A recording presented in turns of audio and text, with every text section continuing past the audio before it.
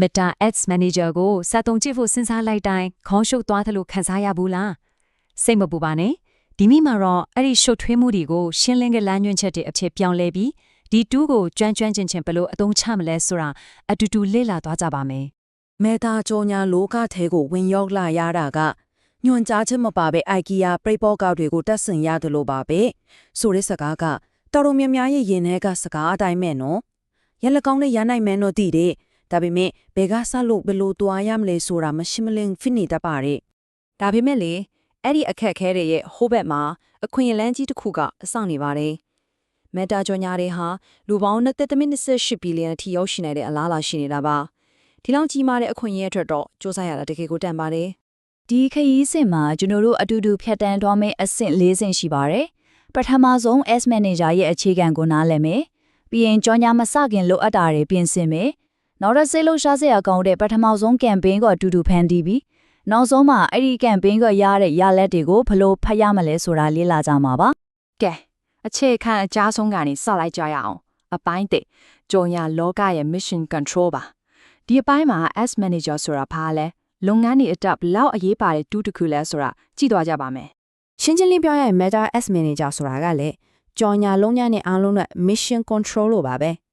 Facebook နဲ့ Instagram နဲ့လို့ Meta ရဲ့ platform တွေအားလုံးမှာကြောညာတွေကိုဖန်တီးစီမံသုံးသပ်နိုင်တဲ့အဓိကနေရာတစ်ခုပေါ့ဒီ mission control ထဲမှာလုပ်လို့ရတဲ့စွမ်းအားတွေကတော့အများကြီးပဲ campaign အသစ်တွေဖန်တီးတာကနေကိုယ့်ရဲ့ product ကိုစိတ်ဝင်စားမဲ့ပရိသတ်ကိုအတိအကျရွေးချယ်တာအချီလုပ်နိုင်တယ်ဘလောက်သုံးမလဲဆိုတဲ့ budget ကိုထိန်းချုပ်နိုင်တယ်လို့ဘဲကြောညာကပိုထိရောက်လဲဆိုတာကိုစမ်းသပ်ပြီးအသေးစိတ် report တွေအထိပြန်ကြည့်လို့ရပါတယ် Okay mission control ကိုနားလည်သွားပြီဆိုတော့အကားတိုင်းရမလွတ်တင်ကန်လုံးအောင်မဲ့ pre-launch checklist ကိုတစ်ချက်ချိလိုက်ကြရအောင်မှန်ကန်တဲ့အစကီကန်အုံးမြင့်ဒီမရှိဘဲနဲ့တော့အကောင်းဆုံး campaign တောင်အလုပ်ဖြစ်မှာမဟုတ်ပါဘူးကြောညာလောကထဲချစ်ချဖို့အတွက်မရှိမဖြစ်လိုအပ်တာက၃ခုဒီပါပဲအဲ့ဒါတွေကတော့ Facebook page တစ်ခု Meta Business Manager account တစ်ခုနဲ့ကြောညာခအတွက်ပြီးချင်နိုင်မဲ့နည်းလမ်းတစ်ခုတို့ပဲဖြစ်ပါတယ်ဒီအစ်စ်တွေကအများကြီးပဲလို့ထင်ရနိုင်တယ်မဲ့တကယ်တော့စိတ်ပူစရာမလိုပါဘူးမက်တာကလုပ်ငန်းစဉ်တစ်ခုလုံးကိုအစစ်စစ်လမ်းညွှန်ပေးထားတာကြောင့်အလွယ်တကူပြီးမြောက်နိုင်ပါတယ်အဓိကကတော့စသင့်ဖို့ပါပဲအကောင့်ဆော့ဖွင့်တဲ့အထူးအဆင့်တီကိုအချင်းချောင်းဖြောရရင်တော့ Promotion S Manager ကိုဝင်မယ်ကိုလုပ်ငန်းအချက်လက်တွေဖြည့်ပြီး portfolio စောင့်မယ်ပြီးရင်အဲ့ account တစ်ခုလို့နောက်ဆုံးမှကိုယ့်ရဲ့ Facebook page Instagram account တို့လို့ business asset တွေကိုချိတ်ဆက်ရမှာဖြစ်ပါတယ်ကဲအားလုံးတင်ဖြစ်ပြီဆိုရင်တော့တကယ် action စတင်မဲ့နေအောင်ရောက်ပါပြီအပိုင်း2မှာစစ်ကူဝချိုင်ညာငံနေလူတွေမြင်ရမဲ့တကယ်ချုံညာတစ်ခုထိပထမဆုံး campaign ကိုအစအဆုံးတိစောက်တော့စပါမယ်ဒီမှာအရေးကြီးဆုံးကတော့ campaign တွေရဲ့ဆင့်သုံးဆင့်ပါတဲ့တိစောက်ပုံကိုနားလည်ဖို့ပါပဲ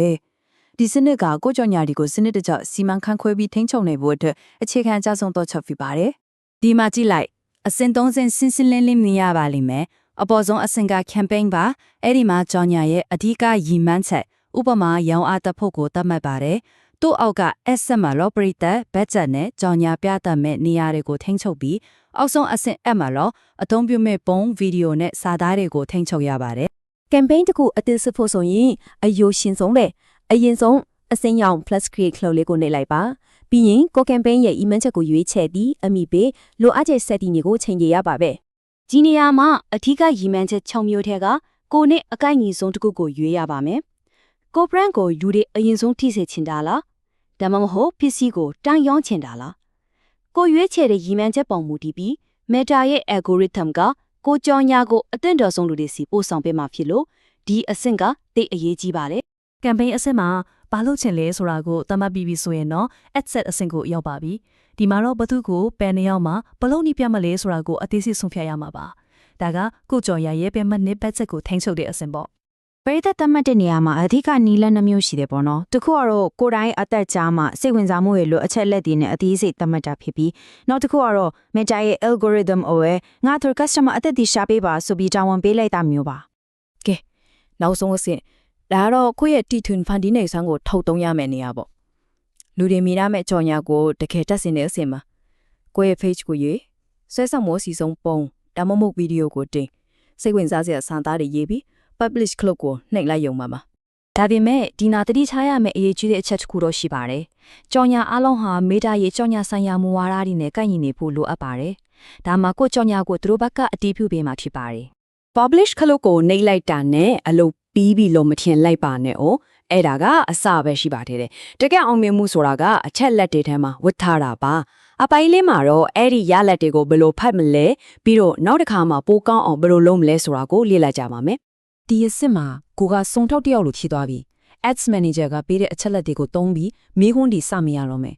ဘယ်အသက်အရွယ်ကပိုစိတ်ဝင်စားလဲဘယ်ကြောင်ညာပုံစံကလူတွေကိုပိုဆွဲဆောင်နိုင်လဲ Facebook မှာပိုအောင်မြင်လား Instagram မှာလားဒီလိုမိခွန်းတွေရဲ့အဖြေက not campaign အတွက်လမ်းပြပေးပါလိမ့်မယ် ကိုကင်ပိန်းကတကယ်ပဲအောင်မြင်လားမအောင်မြင်လားဆိုတာကိုသိချင်ရင်တော့ဒီအချက်တွေကိုအဓိကကြည့်ရပါမယ်ညီမန်းချက်အတန်ရလက်ဘယ်လောက်ရလဲလူဘယ်နှယောက်စီရောက်လဲရလက်တစ်ခုရောက်ဖို့ဘယ်လောက်ကုန်ကြလဲစုစုပေါင်းဘယ်လောက်သုံးပြီးပြီလဲသုံးလိုက်တဲ့ငွေအပေါ်မှာအကျိုးမြတ်ဘယ်လောက်ပြန်ရလဲဆိုတာလေးပေါ့ ဒါကြောင့်မို့လို့မှတ်ထားရမယ့်အဓိကအချက်ကတော့ပြည့်စုံတဲ့ကြော်ညာဆိုတာမရှိပါဘူး။အောင်မြင်တဲ့ကြော်ညာဆိုတာပဲရှိတယ်။အဲ့ဒါကစင်ဆက်မပြတ်စံသက်တင်ယူပြီးတော့ပိုကောင်းအောင်ပြုပြင်နေတဲ့လုပ်ငန်းစဉ်တစ်ခုရဲ့ရလဒ်ဖြစ်ပါတယ်။ကဲအခုဆိုရင်တော့ကြော်ညာခီးစဉ်အတွက်လိုအပ်တဲ့မြေပုံရောထူးရီရောအားလုံးအသင့်ချနေပါပြီ။ဒီတော့စဉ်းစားစရာကကိုဖန်တီမဲ့ပထမဆုံးကြော်ညာကနေဘလို့ဇက်လန်းမျိုးကိုကဘာကိုပြောပြချင်လဲဆိုတာပါပဲ။